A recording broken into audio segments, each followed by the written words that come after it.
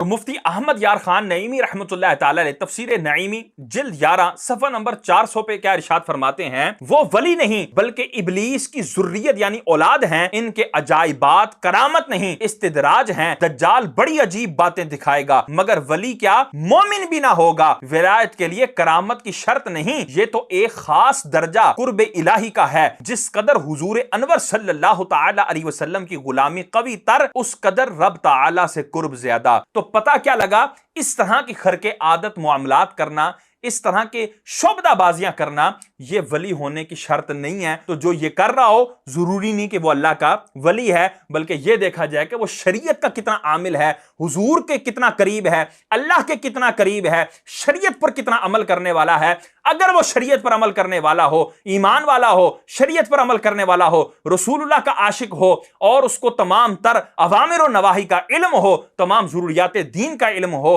तो अब उस शख्स के ऊपर जो है हुस्न जन रखा जा सकता है। तो ये जो लोग हैं, जितनी भी शोबदाबाजियां करने वाले हैं, ये दज्जाल के जुमरे में तो आ सकते हैं, अल्लाह के वली के जुमरे में नहीं आ सकते।